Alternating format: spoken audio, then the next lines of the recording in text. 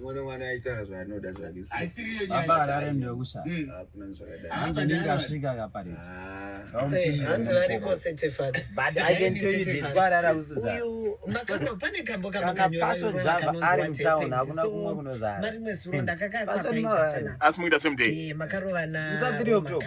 Iya ngari mukamboti kandebele so saka vanhu vaibvunza kuti kundebele ari kuma eju kudhuze nepassenger records kujongo iye kujongo isi tiri kumari kujabuna isi tiri kumheni HSCC baba arayana hana mari saka kuti abhuke HSCC but kana kwapa zvinhu zvacho iye anenge ari chiwenga urikunze ine ndiri makandira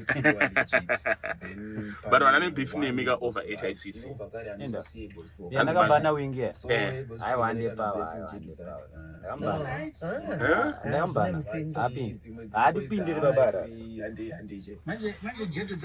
nditi chwa chwa riti huru ndasvika akompindiri yes This then is the idiosyncrasy.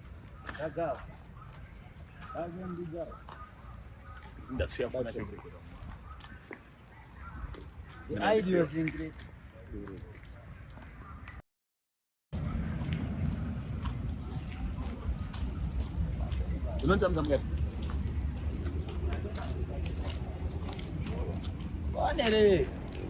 Call loud.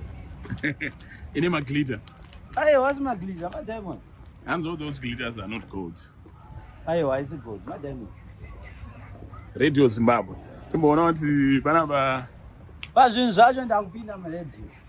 Baba Hararechi. Vanenge vari Jinimbi Light. Ini ndiye ndirichi. My guy. Ndinichi baba. but amusikuona neti hangover yaJinimbi chiri ngori mumusoro menyu. Aye, why Jinimbi mangari chibaba. Ndasipo nganasorika. Chibaba. But danga and the weakness. asi danga aripo week newairira kana Scott wacho Ikina nemnyati. Arikumbe. Jinimbi azongoya nezve anika gatka kanganika gatka. alright arega tipinde timboona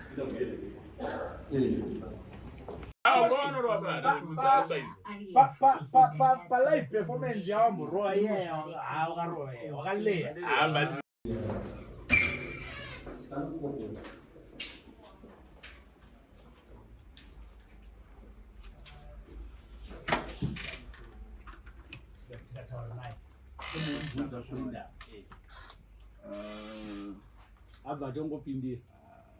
abva tongopindira Prophet mapinda nguva yakanaka rege tikupei maiki pane nyaya iri kupisa para Hanzi. pane ayo hama mira tibve tangopedza madzira Havanotya. tipedza madzira aiwa tichida kuti tibve tangopedza nyaya iwe uripo Prophet Passion mapinda nguva yakanaka ayo mira kababara rikorena mira zve mune Zimbabwe ayo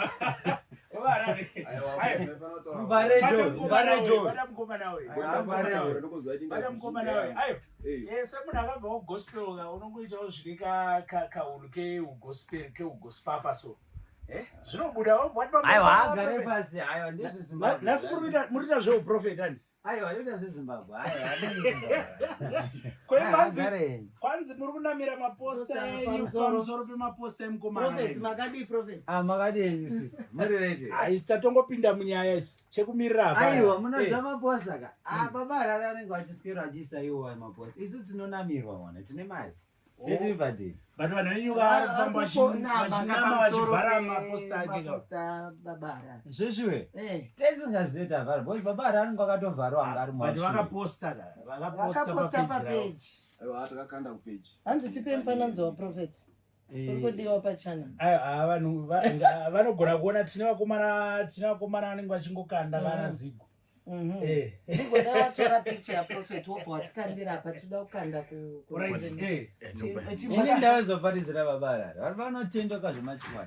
Ndakamboudza vanhu ndakati uyu munhu anotendoka sasino delete zvima audio videos maona zvima audio videos achigwina makumbo zvezvi saka zvotora kuti imi hamuzati matendeuka ayo because ayo imbuto anotendeuka neimi because imi makatendeuka musina kunzi Bladiva dai makaramba mutunzi baba Harare mona zotendeuka chitendeuka imbomirai Prophet toda kubvunza inini pamunenge muchikandirana pamapages enyu ndetofunga kuti mutori vanhu vatori bho vanotowirirana ndowirirana nemunhu wese amuwirirana inini manje bara jasingazenjetika ndinobhadhara vanhu vanonge vachiita traffic painternet asi ndine chiposta ndishotsvaka mari baba panapana vanonge vachitonyora izvezvi pamwe maybe vatoposta mene vatomudingei chandozvandofarirewo zvangu ndechekuti pamaprofits akawanda at least unoziva muprofita anokuda vachena ndowefake arina pana anonyembera tariu anokuti babara urikuti prophet ndowefake ndarapindirai ngazo ndofariro baba Harare because vari riu vakuti ndochifake japresa naiziko tsvagire munhu mana anotora picture yeprofeti wada kuonekwa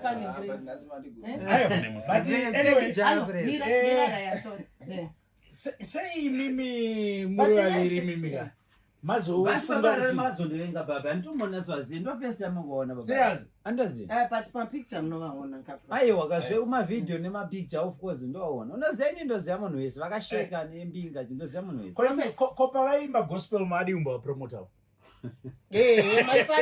ndakamirwa kuti vatendoke first because auite gospel artist nekuti waenda kuchechi aiwa auende unoita gospel artist nekuti waenda kuchechi uri gospel artist because mwari vakudana ndosika zvakambotaremera dazvine calling yamwari zvinomira same sinobudisa ubva murechechi vakaburitsa vakatadza zadza vachechi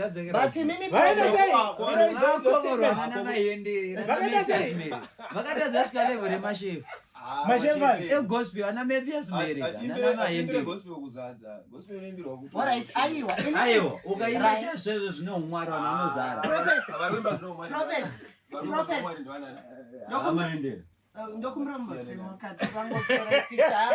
ndakatenga Alexandra Makwini inodhura aiwa pane nyaya yandirovhudza panapa hanzi anonyatsotendeuka ndo pandinonyatsotendeuka imimi saprofeti makaonei makaona kuti anototi munhu kauya adaka live gemaprofesi maprofesi esane tumayelo bone ndakamuinspire vakanga church for wrong reason zvipo ndezvekuti unoona ndakatendeuka nditi but ndasvika kuchechi kuya ndakaonaona kuti character yangu yanga yakurasika futi munhu akatendeuka hauzviri kuti unobva chokwadi so vapfana vamwe vaitozofunga kuti kutendeuka kunorwadza still but kutendeuka kuri simple so inini ndiri kubasa kwangu just like vane basa rimwe ravantoita asi vachinamata ndosaka ndimafungira unga baba Harare devede zvekunama devandochechi kwavo because ini ndonzwisa umwari neumunhu machechi akaona nzvisa zvemweya chechi prophet makavainvita here baba Harare kuti vauye kuchechi kweda kuinvite tinotendeutsa saka makadi kungovatsvaga aiwa vakakura kuti patendeuka vakareba zvekuti kuti patendeuka anoonazonasozoti munhu achiuka after 2 years 3 years vachirambisa ndinobvunza prophet vasati baba Harare sarapinda saka imimi muri kutaurira pasi baba Harare simudzira saka imimi muri kuenda here imimi mukapiwa mukana kuti mumboenda kushoya baba Harare munoenda mambonzo nzvimbo yacho here aiwa zvekuti pakona jongo one bachina ndakapfeka riri mujongo aiwa nzvimbo haina basa ndandimbotaurei nyaya yeshow kuti iye nemusic yake mokokwa kunzi uyai munoende ndikakokwa inini ndiri munhu wevanhu tabvisa kuti ndiri munhu wechechi ndiri munhu wevanhu ndikakokwa akunga music hainakidzi dai kuti kwajapreza wingi japreza wingi ndeni but madansi avo ariko achigwina makomba madansi ndozati ariko but madansi vanotogona but music Handi nyebangu ndakaona chikwina imwe video so. Sa music ya muri chisinganakidzi yawo ndepi ye GT ere kana kuti yava. Ayo banda rinodzi something rechiti kwish. Ayo rinogona. Ayo. Deva noita madenza something. Prophet Mirai baba arambopinda. Ona prophet. Jongo yari kushora ine chichi yandiri. Asi kushora ngoti level. Vanoimbisa vana zvedoro apa ni prophet ka. Vanofana nzona Junior Spraga. Vanochimbiswa wa. Vana ngwere vachimbiswa. Baba arare vakambosvika level ra Junior Spraga kana rangwere. Vandoenda kusvika pakota. Kuimbisa vana nyadzi muri prophet. Aiwa. Music ine ma sections. Kune music kuti baba namai vanonida bedroom. Kune kuti angomborwe sutu kubeach. Handiti. Kune music yechurch, kune music yemotikari, kune music yefamily, kune dzinosiyana music. Handiti. Kana iwe record label unoaccommodate ma music. Muzwa uri pakuti imi muri prophet ka. Muri prophet kudai so muri munhu waMwari vanhu vakakutarisai. Handiti ka. Zvinozobuda mushere vafana vakuimba zvimwe zvekubedroom nezvewawa. Sponswana iva. Muchisponsor. Why? Because inini ndoda kuti ma youth ka asazopezera kurasika kunorwa guta. Ngawane zvekuita ma youth. Aba vateta kumirira nyika yangu kuti let me give my youth something to do. Aiwa baba ndiramba. I always tell my youth. Ndikachibotura mafemo mjera. Rekatimbo simudza. Baba arare vakambodwera kuti madance chechi. Aye tudambo varidzira yavona Roma kawa kaya. Dai pasina ava ndaitamba. Elinda yangu ndiri wa. Elinda pisa na mina mrumo nore. Aiwa nore. But amuskutamba ine mosha iyi. Aiwa, dai manduza kuti avacha. Tadatu adedza kuHSCC but takaonota ngati. Aiwa, but alright, inini right, inini chanduda kuita ka. Ndoda kuti prophets na baba Harare vave the best of friends. Munoza kuti chi. One bachelor wakapeke. One jini wakapeke. Aiwa msadara. Ayo but prophet muri munhu waMwari mimi. Munofanira kutounza baba Harare kwamuri. Nokuti mimi ndimi muzodziwa. Aiwa ndofane makosi because kuwabvisa mbero vani. Ngozi vasei. But zvinozobuda here kuti umwari kujongo umwari kuHICC zuva rimwecheche. Wona zviri kuitika. Aiwa kwakuzare kwawo. Prophet hanzi kwakuzare. Ine ndakati pa. Muda mari tibejera. Mirai prophet baba Harare imbotaura itinzwi. Wona zviri kuitika. Ini kwangu kutori nani. Indiri munhu I'm Christian ndakatendeuka ndibona ke but ndikurwa GT yangu saka at least ndiri reu kuti kuno ndikukwera GT. Mira angobata nakabata. Aiwa mira ngandipedza. Isu tonzi tiri munyu wenyika nditi. Satofana topinda munyama. Munyu unonaka uri munyama nditi. Ndo nyama yetiti mukati. Prophet hanzi munochiedza tiri kunopinda murima. Manje uku manje. Ndakasvika zvike. Uya ina advantage kuti anozohoda vanhu. Ayo, alright. Nyaya yehoda vanhu. Ngatimbokomberai muri two mabranda. Anozadza ndiani? Zviri zve Friday. Ane vanhu ndiani pakati penyu muri two? Ari kuchikatora chokwadi. Ini nangu ine the list yandakaita ka. The list yandakaita ndafoira. Aisiri yaitaurwa here. Nane 25,000 national. But mbiri yekutambidza kuna vanhu yakafamba. Kuchechika ndiko mara. Aiwa arakakura. Rakurisa ground. Udzokera nema mistakes. hanzi na baba Harare hanzi isu stage chibhadharisa inini kwenyu kwako emahara. Utazadzadza munhu kwamara. Aiwa. Vanozonyeba ndokwemahara. Because unoziva kuti hakuna chinhu chemahara mulife. Ndakakupa ifoni yazviroti ndeimahara. Imi ndakupa imahara bandakaitenga. HICC ka ndakabhadhara ma-thousands. Mabhazi ndakabhadhara ma-thousands. Mabhazi akutora vanhu abhadhara. Hazviroti ndeimahara. Saka tingaenzanise macrowds. Aiwa iwo handiziva kuti zitari kuti Java rihombe. Ngatibude vafambe panze apo. Hombe kunani? Tionoti vanomhoreswa. Inini ndingangoti pe Java. Mirai tisimudze baba Harare chipedza tudambo simudze. Vanhu vanenge vachimumhanyira bhozi vanenge vachifunga kuti vachapiwa mari. Chete. Chete. Aiwa baba Harare makadzimira. Ndakadzimira apa baba Harare. Yes. Kiure chembere rinobvenda kwa baba Harare. Tumatuke Java. One face yangu. One skin yangu. Hanzi hairstyle. Right. Aiwa chakanyanya kachi. Andi apa rasa nyandirambe. Apa abuda. Chero mfana. Ai ndatombomuza kuti ndiva ndabva. Alright. Mirai hanzi izvoni hapana zvachanzwa because muri kutaura meseka one. Nana machi. Hands prophet vanozadza vanhu vashoma. Chokwadi national mukabvisa national makaenda mucity sports ndakazadza kweti kutungisa ndakazadza mastadium amwe andozadza kuaustralia ndozadza kuamerica ndozadza kuuk ndozadza hanzi baba Harare hoye hanzi baba Harare vane vanhu hanzi hanzi pa night of wonders prophet makambo ndo kama mtiti ndo ndakabaiza was my first time kupinda muchiuyo hari chombe alright saka baba Harare kwa kuna masadaro imi mukuda kuti father situ vapindika iko kwangu vanhu vane rudo nini kuti vanotomuka mumba kwavo vogeza vozora mafuta kuita kumurosapota mukomana handiti kwa uyu mira nyarara ikantaurira ndichakire one picture vakazadza kudhara vasati vauyo chechi chimbomira aikantauri nene prophet musavharire game vanhu vogeza vobhadhara mateni avo handiti vopinda pachongo paiona launch vachisapota kwa uyu vanhu vanonokerwa madho vachikumbirwa vachitengerwa chikafu votadza kuzadza futi Zigo akanyarara hake. Ndotaura ndichi. Ukwani mashtegero. Kwangu vandotikandira mari basi. Oh, brokezi kwa vakandira. But ndiriwa mamillion kukandira mari. Indazojonza mamillion yega. Anzi java imari inenge sterwa nevanhu baba Harare ibhuro. Ayo baba Harare anzura tsitsi. Ayi watitsitsi. Mafana anzwa tsitsi uta. But bara chiwendayo. Rega ndimobvunza prophet kuti vanhu vari kuti mapera kaipabhega. Ayo chokwadi. Oh, ichokwadi. Ayo chokwadi. Oh, serious? Ndangosara ndakuma 50 million 60 million. Zvasiyana kudhara paya vangani nekuma 200 300 million. Andadona.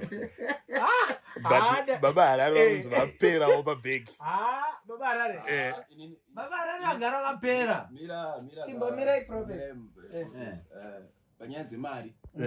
Dzekuti mapera rekana hamuna izvozvo haiko kwangu. Hamuzozivi. Munogona mutori nayo yenyu. Chandakaona chiri kuti ambuditsi.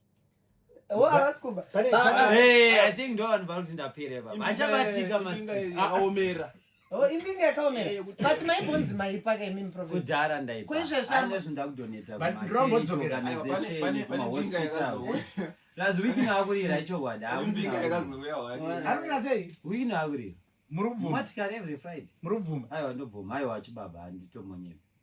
Handitoti pamberi na. Akuda pamwe vanhu ndopavangada kunyatsonzwisisa. Baba Harare arombokunzwa muchara mastatement pamwe. Aya ndikada zvokobora ndodzoka hangu. But handomurespecta mai. Ndotomuda munhu atoripo. Yes, a good. Ndodzokera waseke baba. Ndodzokera waseke. Harare adatengera mota nani. Na weekend ndamona. Baba Harare. Ndakatongwara watwa invite weekend. Akauya shop akoka. Akatokusiyana band mane maakwa chichi. But prophet. Aiwa baba Harare akwanokwana ere makwana. Andototika ndo malevel awo. Aiwa andotengerei. Akwa. Andotengerei. Vatengerei. Mota yamunofunga kuti yakafita baba Harare ichi. Aiwa mota yakafita. Wai chiregerera nai kamese muri maKristu nai. Ayo mira. Mota yakafita baba Harare. Ndaenza kamboya yake anganayo asati apiwa nani. Sei muri kuti Enzo prophet. Aya ndikuti ukadonetira uchidonetawo. Imimi mudonetera. Vakumbire nomba. Ndozasendabvunza moti yakafita baba Harare. Ndambona seimwe vari mu yakeri Ipsam. Shanza zvimajapanese kasi chakangonzi VIP. Hapana VIP. Saka uyu wawe munhu mukuru uyu murefuka uyu. Hakwani muti mota tudiki tweti. Harare karebe. Simuka baba Harare nyatsokuona ari kukusaiza anondona mapicture achandoona aiwa but inini zvondinetsa ka saka imurundudza kuti pamunenge muchikandirana paya ndasingatomboziva baba Harare uye baba Harare makatanga sei aidaurira aidaurira munhu aidaurira but angongoti java ndakatozomupindura zvomudziratsira zvakatangira ndovakatanga kusenda imwe picture kudhara yavana mudiwa utu namarabha ikanzi arinani between baba Harare namarabha amene zvavaida kuita so ndichipiswa so ndopakatangira nyaya dzacho. Alright.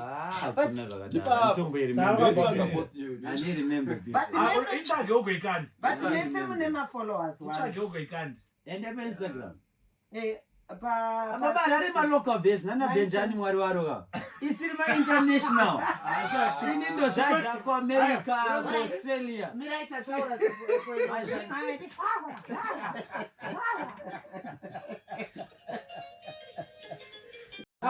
Watimpana akabata imefoni. Bari munozeka zvinonakidza babara ari. Kunze weto chechi kwangu kunopisa ka. Umba waita pride bavaenda kwa Pastor Audrey. Pastor Audrey nini kuchikoro ndakavatendeusa. Kwete wati gamuchira Jesu but ndindadzidzisa kunamata ndindavabata musoro. Vachiri kuchikoro ndivabatsira. Ndiye mufundisi wavo manje. Pastor Audrey vanotokuzia. Vanototara. Ndiye mufundisi wavo manje. Hanzi kudhara zveshoko maitonamata zvemashoko. Kwaiko zvino. Tunapa mafans zvekare namba. Alright. Babara, tipire mafans namba manje avana. Isusu namba dzedu 07 chimobira ivi. 0719 205 175. 0719 205 175. Yes. So ayo saka vanayo ka ndo patobatika hainenge mpano wawe but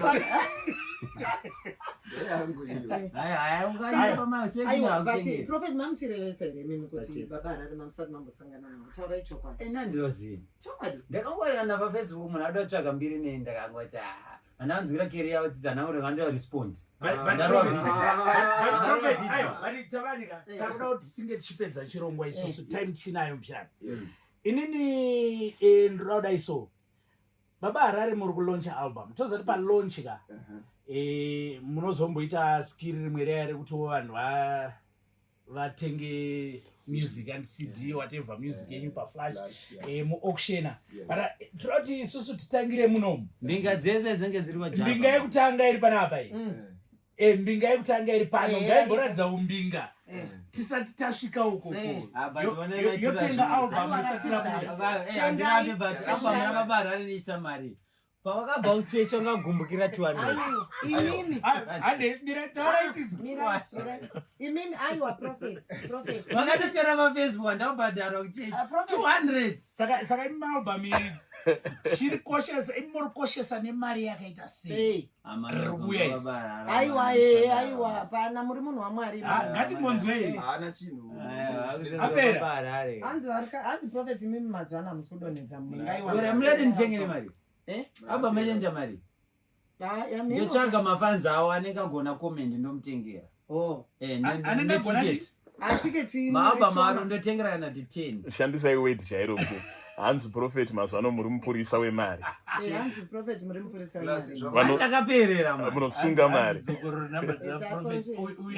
uriona ndodiwa baba Harare manja hanzi 0773 107 253 then 0772 684 337 prophet aibona una prophet success apostle jaga weta inini kuna wakaipa mati kwe kwakaipa ndiri kuti mimi kuna apostle futi apostle vanenge vari baba inzwai prophet imimi semunhu waMwari muri kutenga album nemari ichikutanga kwamuri donetai ama donation vari kukomenta pababa Harare vari kuda pababa Harare ndobhadhara 10 anditandosiya panapa mari ndobhadhara 10 ka then album anenge anasogona kukomenta wamunotsvaga mimi ndotengere iye mota mangu zotepanapa muri chipa WhatsApp platform atusati donation inazi kuda donation utotenga vari kutenga uzokuda unonakiwa hanzi passion ngasiye bhuru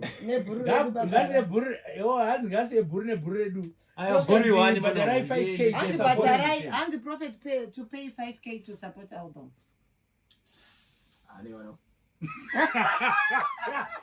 aiwa munezezva njeita ukazara nanhu hafu ndoenda kustage ne5k ndechiona ndotobuda kuona iti ndomhanya ikoko ndinosiya 5k pastage kokangoita hafu zvandinofunga ndezvoti baba Harare ka semunhu achanonokaenda pastage paalbum launch yake ndoenda kuma1 iko kuma2 ndinapedza padza ndiri kutanga ko akauya kweCICC mobva mamutambidza anobuda dhimonu yazvikude anouya momutambidza bheki mobva mamunamatira aiwa mapedza akauya ndomba 5k mama chaenda uko kwazara ma-h ndozanzi cha nema-h ngachiuyo kuka kana achinasouya ndomba 5k ndomba kuti makaomera sei muri kuramba ndati 5k Chibomereta ani ndimati 5k ngawe ndomba 5k imimi kana muchiti munofarirwa ini ndichauya ndogona kusvika kwenyu muchaona zvoita chaunga iko manje wangu ndechirungu yangu iuptown aiwa inzwai vangu iuptown tikuda mareactions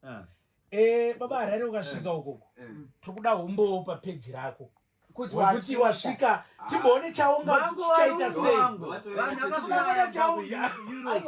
wabona chechi chiteera ndakubuda sokuti serious ndichokwadi naye regai auye ndakatimbozviposta pafacebook ndati ndozvaitika kwenyu musi Friday ndikazozwa tsitsi dzekuya ko ivo prophet vakasvika kushow kwako aikuna zvakadaro imi ndamazano tototangana driver kuenda kuairport ka ndotenderera kwendi ndichida so kuda kuda iso apa baba ma-h angona mota ipajungwaya akangona mota on a serious note ini ndine hangu timu inonifarira chiti family yangu inonifarira because it's not easy kuti wombosiya vanhu uchindoita zvegospel handiti vanhu voramba vakangojegera vakamira vachingoti baba Harare dzoka vaimbi vazhinji vazvitrai vakapera ipapo yauritaura prophet passion man gospel variko vanondifarira variko vakawanda vaindibatsira kugospel varati anofarirwa inini nimbopedza alright variko gospel vanondifarira nevaindifarira but kune dzimwe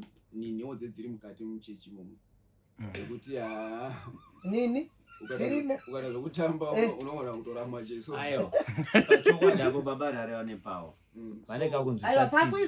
vanekakunzwisa tsitsi saka vanhu akunzwisa tsitsi rekauti vangori munhu anotaura zviri soft vangori softhambochiti asiri hambo ndeni hanzi african giant hanzi zimbabwe giant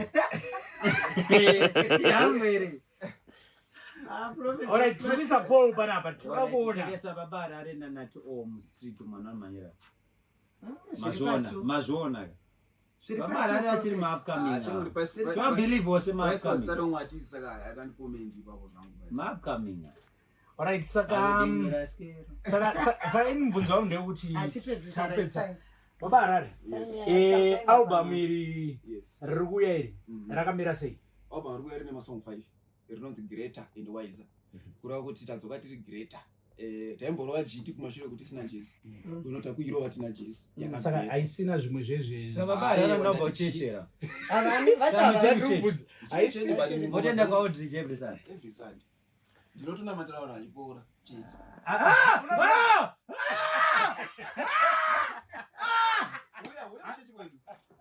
prophet passion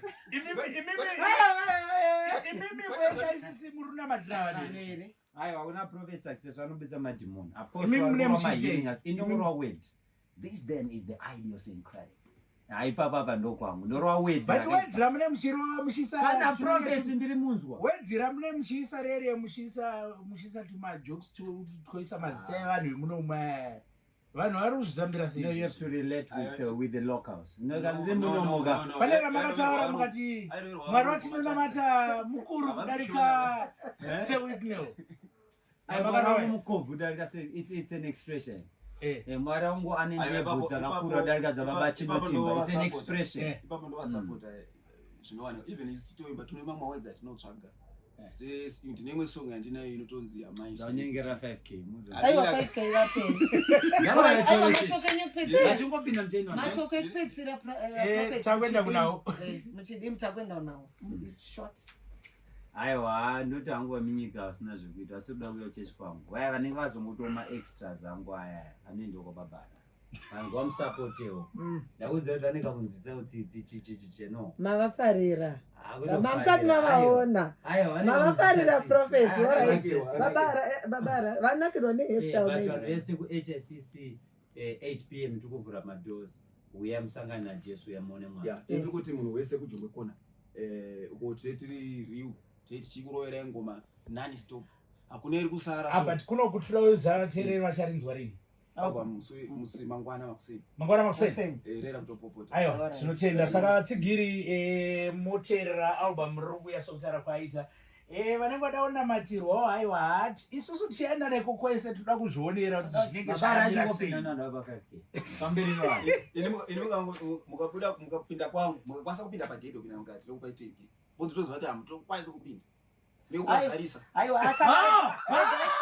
regaitoni aiwa yamakadaikuteera inepenyuro yeZimbabwe Broadcasting Corporation nguva dzedu dzosvika pana 8 o'clock.